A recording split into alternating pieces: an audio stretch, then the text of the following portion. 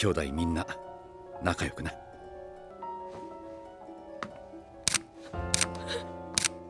行くぞ。気づいた時には敵は海を渡り、我々の首元まで迫っていた。これは戦争ではありません。敵の正体や目的、攻撃手段が不明なまま、現場は不特定多数の群衆に囲まれています。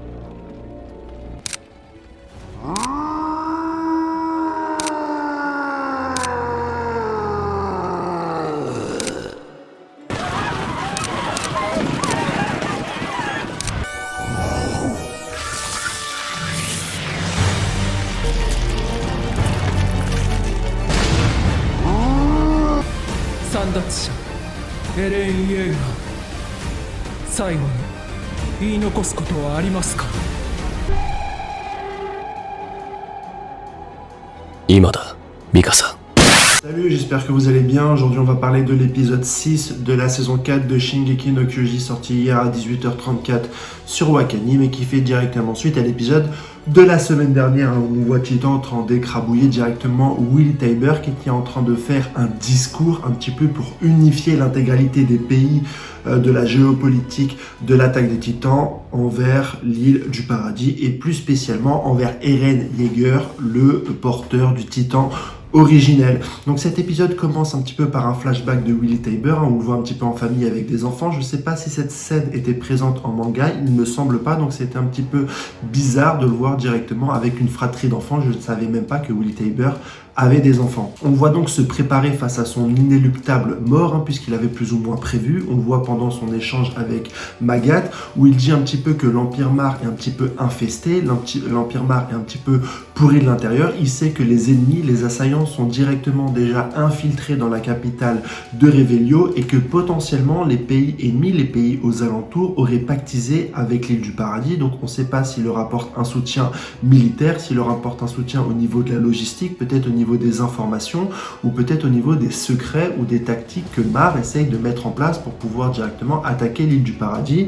Mais en tout cas, Mar est dans une position qui est vraiment pas avantageuse au niveau de la géopolitique internationale. Déjà, on l'a vu lors de l'épisode 1, au niveau militaire, ils sont plus du tout à jour et l'avantage qu'ils avaient grâce au titan est en train de se réduire. Le titan cuirassé, le titan le plus robuste et le plus solide, a directement été blessé par des missiles anti-titans lors d'une guerre face au Moyen-Orient. Donc au niveau militaire, c'était pas trop ça.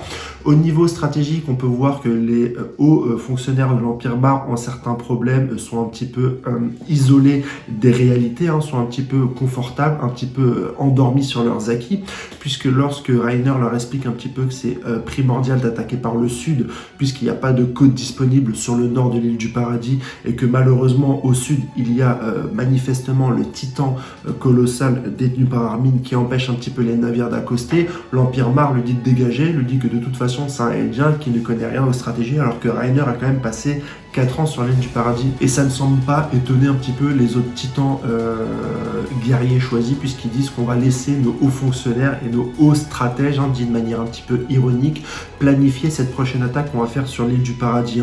Même au niveau de leur valeur et au niveau de leur mythologie, on a appris lors du discours de Willy Tybur que Elos est une coquille vide, qu'il n'a jamais existé, et que c'est uniquement un pantin du roi Fritz pour faire un petit peu une paix qui a été dirigée, qui a été en tout cas formatée par ce même roi. Donc même les icônes, un petit peu les statues, les idoles, la propagande Mar est complètement creuse, et donc aujourd'hui on voit que Willy Tybur et Magat ont un petit peu le plan de subir cette attaque de manière consciente, puisque ils savent qu'ils sont infectés, qu'ils vont se faire attaquer, et de non pas riposter mais profiter de cette attaque pour pouvoir un petit peu unifier l'intégralité des pays. Et pour ce faire, ils veulent mettre sur une seule et unique tribune l'intégralité des majors Mar pour pouvoir faire un sacrifice et unifier un petit peu l'intégralité des autres pays. Willy Tybur s'est occupé toute sa vie, il le dit directement lui-même et il n'a pas chômé, à réunifier au niveau politique, au niveau alliance, l'intégralité des pays. Et aujourd'hui, il faut un petit peu un détonateur, il faut un petit peu une fondation au travail qu'il a fait durant toute sa vie. Et cette fondation, c'est cette attaque. Il veut un maximum de victimes pour faire une politique victimaire et pouvoir diriger l'intégralité des haines des hauts pays qui auraient perdu, donc des hauts fonctionnaires ou des hauts dirigeants de leur propre nation, envers cette île du paradis et envers Eren Yeager. Donc c'est ce qu'il nous explique durant le discours et c'est quelque chose qu'il a préparé durant un certain nombre de temps. Eren Yeager, donc, qui arrive, comme on a vu à la fin de l'épisode 5, et qui écrabouille non seulement Willy Tybur et le gobe directement. On pensait que Willy Tybur était le marteau d'armes, mais par la suite de l'épisode, on va voir que non. Et Eren saute directement sur l'estrade pour faire le maximum de victimes.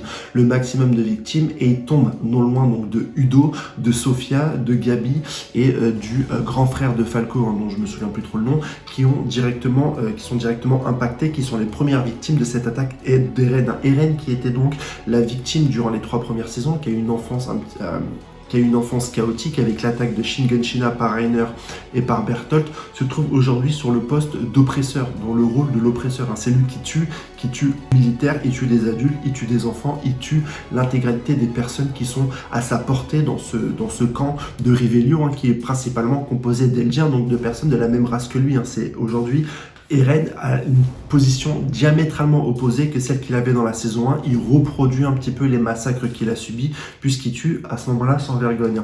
On voit donc les premières victimes, les enfants, Udo, complètement mort dans les bras du grand frère de Falco. On voit Sofia qui a été écrasée hors champ, on n'a même pas vu la scène où elle est morte, c'est vraiment de la chair à pâton. C'est vraiment de la chair à pâté. En plus, la guerre se trouve directement dans leur camp. C'est plus une guerre à l'extérieur. À l'extérieur, les soldats n'étaient pas habitués à faire des guérillas. Ils étaient habitués à se battre sur des champs de bataille, sur l'horreur de la guerre à l'extérieur de là où ils vivent. Là, ils ont directement les horreurs au bas de chez eux, vraiment au bas de leurs pieds. Willy Tybur, qu'on nous présentait un petit peu comme le prochain marteau d'armes, et en fait, c'est pas du tout lui. C'est une servante. C'est la personne qui était le plus isolée de sa famille, celle qu'on voyait le moins. On voyait vraiment Willy Tybur en avant. On voyait les anciens avec des poses assez charismatiques en arrière. On se demandait un petit peu quel était le titan marteau d'armes. C'est ce qu'avait dit directement Willy Tybur quand il a rencontré Maguette. À votre avis, lequel d'entre nous est le marteau d'armes? Et en fait, c'est un petit peu comme la famille Fried. C'est pas directement le leader ou l'aîné qui a le marteau d'armes. C'est plutôt une personne un peu plus discrète, une personne qui peut être échangeable, puisque je vous rappelle, lorsqu'on a un titan, on est condamné à mourir dans 13 ans. Et donc généralement, la personne la plus en vogue de la famille, l'aîné ou la personne un petit peu la plus stratège, évite de consommer elle-même le titan. Elle préfère le faire consommer à quelqu'un d'un peu plus faible, d'un peu plus discret dans la famille pour pouvoir le contrôler et donc avoir les avantages de ce titan qu'on a ingurgité sans les inconvénients, donc sans la malédiction des 13 ans. Et donc face à ce Willy Tybur qui meurt directement et qui nous est d'abord présenté par Isayama comme un personnage charismatique, moi je pensais à l'époque où j'avais lu les scans que ça allait vraiment être l'antagoniste principal de la série, que c'est lui qui allait affronter Eren, et je me suis vraiment trompé, j'ai vraiment été pris de court lorsque j'ai vu cette scène en scan, et c'est pas Willy Tybur qui a le titan marteau d'armes, c'est donc celle qui ressemble à une servante. Et il y a deux stratégies mares à ce moment-là. On a donc directement cette servante qui elle est animée d'une haine et d'une vengeance puisque son grand frère Willy Tybur vient de se faire écraser. Elle veut détruire Eren, mais c'est pas du tout la stratégie du Major Magat, qui lui sait très bien que si on tue l'originel, il va rip-hop de manière un petit peu hasardeuse sur l'un des Eldiens, donc des Eldiens peut-être du camp de Revelio ou des Eldiens de l'île du paradis. Donc ils ont un risque, une chance sur deux presque, enfin une chance sur deux s'ils tombent dans le mauvais camp, de perdre une nouvelle fois ce titan originel et qui repop chez quelqu'un d'autre. Donc ils veulent absolument pas le tuer, ils veulent l'emprisonner ou en tout cas faciliter le travail du marteau d'armes pour que lui l'emprisonne.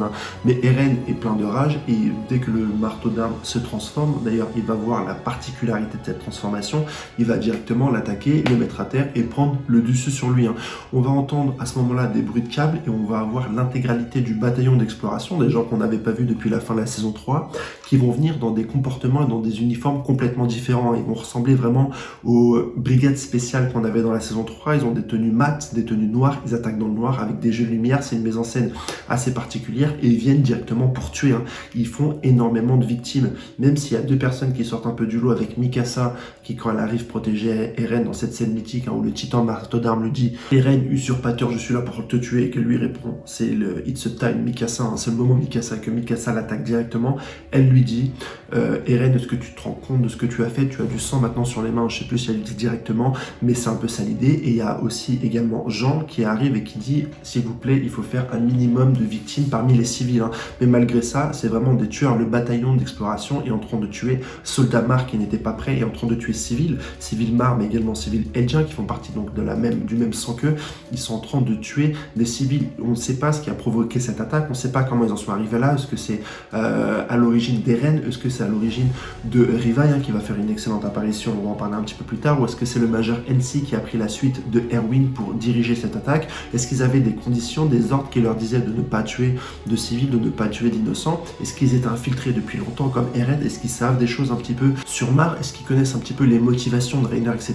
On ne sait rien, on sait juste qu'ils sont en train de tuer et qu'ils sont en train de foudroyer l'intégralité des personnes, des ennemis, des belligérants, des habitants de Revelio, hein. Donc c'est vraiment un bataillon d'exploration différent de ce qu'on avait dans les 3 premières saisons, puisque dans les 3 premières saisons, ils étaient plus ou moins victimes, ils étaient plus ou moins les victimes de cette oppression des titans, ils essayaient de survivre, ils étaient dans la survie, et ils ont développé un certain nombre de capacités dans ce carcan de survie, dans ces contraintes qui sont complètement aujourd'hui d'exploser, dans leur rôle d'oppresseur, hein. Le matériel tridimensionnel rend ces démons complètement imprévisibles, ce ne sont plus des cibles fixes pour ces guerriers Mar, pour ces soldats Mar qui ont des fusils. Ils les tuent directement en leur embrochant leurs câbles, en leur tirant dessus, en les découpant ou en leur tirant directement des missiles. Ils ont vraiment un arsenal et un attirail différent que ce que connaissent un petit peu les Mar. Les Mar qui avaient donc un avantage militaire au niveau des titans ou au niveau de l'armement se trouvent complètement déstabilisés dans une guérilla en pleine ville avec des bâtiments, face à cet équipement tridimensionnel, face à ces armes, face à cette combinaison qu'ont maintenant le bataillon d'exploration, qui sont vengeurs, qui sont tueurs et qui sont là directement pour tuer, hein. Et quand on voit un petit peu le scope de Gabi, le scope d'Udo ou de Sophia qui sont morts, on voit directement qu'elles sont à la place d'Eren dans l'épisode 1 et qu'elle a vraiment une haine de voir ses semblables, de voir en fait tout ce qu'elle avait bâti, tous ses idéaux, toute cette construction mentale se faire tuer par les ennemis, ces ennemis qui étaient pointés du doigt depuis son enfance, comme les titans sont pointés du doigt pour Eren, qui font un massacre et qui tuent donc l'intégralité de leurs semblables. Et elle, Gabi, qui s'est battue pour être une Eldienne respectée, pour que sa famille soit respectée, pour pouvoir obtenir l'un des titans, pour pouvoir devenir un guerrier. Elle voit tous ses rêves s'écrouler, toute sa structure mentale et toute cette propagande s'écrouler, devenir réelle. Les habitants de l'île du paradis sont des tueurs, sont des démons, et ils ne se privent pas pour tuer l'intégralité des gardes et des soldats Mar qui, eux, même s'ils étaient oppresseurs, protègent Gabi, hein, dans cette attaque éclair, et qui lui disent: Gabi, franchement, ne reste pas là, c'est la merde, et qu'elle va se faire tuer par des soldats du bataillon d'exploration qu'on connaît vraiment bien, puisque c'est Sacha et Connie, hein, qui sont en train de tirer, qui sont en train de tuer donc les proches de Sacha. Donc elle va forcément se venger, et ils sont en train d'alimenter cette roue de la haine et cette chaîne aujourd'hui de la guerre, hein, où tu tues un des miens, je tue un des tiens, cette guérilla, ce œil pour œil, dent pour dent assez biblique est en train de se passer directement chez Revelio, et pour nous c'est assez traumatisant, puisqu'on avait pendant 4 épisodes le point de vue des habitants de Revelio, le point de vue des Mar, hein, qui faisaient ce qu'ils faisaient, mais pas un petit peu par dépit, qui faisaient ce qu'ils faisaient parce que l'état-major leur ordonnait de le faire, et parce qu'aujourd'hui au niveau géopolitique ils avaient certaines contraintes qui les obligeaient à attaquer l'île du paradis et de récupérer ces titans là. Et aujourd'hui on voit directement cette île du paradis oppresseur en train de tuer, en train de devenir exactement ce qu'est en train de décrire Willy Tybur, hein. Ensuite on a plusieurs scènes qui nous démontrent un peu. Ensuite, on a des scènes sur Pieck et Porco qui étaient emprisonnés dans un trou pour pouvoir éviter qu'ils se transforment en titans, et donc qu'ils aident potentiellement les soldats durant cette attaque d'Eren, hein, par un personnage dont on ne sait pas encore le nom ni l'identité, mais Pieck l'avait prévu et avait prévenu certains soldats Mar du danger, hein, puisque ce soldat les éloignait un petit peu du stand et de l'intégralité des autres personnes qui étaient présents au discours de Willy Tybur, hein. Donc ces personnes-là, avec l'aide d'une corde, les récupèrent et les sortent du trou, et on voit directement Porco qui se transforme en titan et qui lui va attaquer Eren, va tenter de le croquer, hein. Il va se faire directement découper la mâchoire par l'entrée de Levi. On ne sait pas si Levi est au courant de cette attaque, on ne sait pas s'il la voulait, en tout cas il est là. Il ne nous donne pas des idées précises sur sa vision des choses, mais en tout cas il fait ce qu'il doit faire, en tout cas protéger Eren, puisque Eren, mis à part le fait que ça soit leur camarade, c'est également le titan primordial et le titan assaillant. Et si ces deux titans tombent aux mains des Mar, c'est un peu la merde. pour l'île du paradis et notamment pour leur force de frappe qui serait plus ou moins le grand terrassement. Eren qui lui affronte le marteau d'âme et qui se rend compte que le marteau d'âme ne se forme pas à partir d'une nuque mais qui se forme à partir des pieds, et de là il en déduit que le corps peut être à un endroit différent du titan et qui peut le téléguider donc directement de l'extérieur. On a une sublime scène hors champ où Eren va sauter d'un toit et va se transformer directement hors champ. On va reconnaître la transformation grâce au bruit et grâce aux éclairs qui seront directement soumis à l'image. Donc ça c'est une très belle scène. Au niveau de l'animation, je vais pas revenir dessus. On le sait, le studio Mappa a plusieurs séries à faire. Aujourd'hui, il y a des contraintes budgétaires, des contraintes au niveau timing, des contraintes au niveau aussi dessinateur. Au niveau, c'est dessinateur freelance. C'est une ressource qui est très rare pour les studios d'animation et pour faire un petit peu ces animés. Donc ils font un petit peu avec les moyens du bord. Et effectivement, lors des 3 premières saisons, on avait un travail qui était sublime, un travail phénoménal qui a été fait par le studio Wix et qui a permis à l'Attaque des Titans d'atteindre des sommets au niveau de popularité, notamment grâce à la diffusion sur Netflix. Et là, ils ont choisi, en tout cas à défaut d'avoir une belle qualité, de faire cette dernière saison par un autre studio, Mappa, qui utilise d'autres techniques, d'autres procédés comme le CGI et qui effectivement sur certains angles, sur certains aspects dénote un petit peu avec la qualité qu'on avait pu avoir avec le studio Wix. Bon, c'est un fait, je vais pas revenir dessus. Moi, l'Attaque des Titans, je l'ai forcément lu en scan. L'animé étant ce qu'elle est, ça reste une adaptation d'une œuvre originale. C'est vrai qu'aujourd'hui sur cette scène, on n'a pas la qualité au rendez-vous comme on a pu l'avoir dans les autres épisodes, mais il y a assez de scènes et assez d'événements dans cette saison 4 pour avoir vraiment des belles scènes et des animations d'anthologie pour sublimer un petit peu ce season final de l'Attaque des Titans. Donc voilà un petit peu mon avis pour cet épisode 6 qui nous narre beaucoup de choses et qui nous montre le bataillon d'exploration sous un nouvel angle qu'on n'avait pas du tout vu, sous un nouvel angle d'oppresseur et qui nous pose encore une fois la question du bien, du mal, des camps, de la guerre et de cette roue un petit peu écrasante du bien et du mal, du œil pour œil, dent pour dent qui écrase l'intégralité des personnages et qui vont faire surgir de nouvelles haines, de nouveaux titans Eren, de nouveau Eren puisque lui dans l'épisode 1 la haine a engendré une certaine idéologie de la vengeance et aujourd'hui on est en train de voir que ça peut provoquer la même chose sur Gabi. Donc comment, et Jean le dit bien, qu'est-ce qui va se passer après cette attaque, en tout cas s'ils survivent, quelles vont être les idées de chacun, quelles vont être les réactions de chacun face à cette tuerie, face à tout ce sang.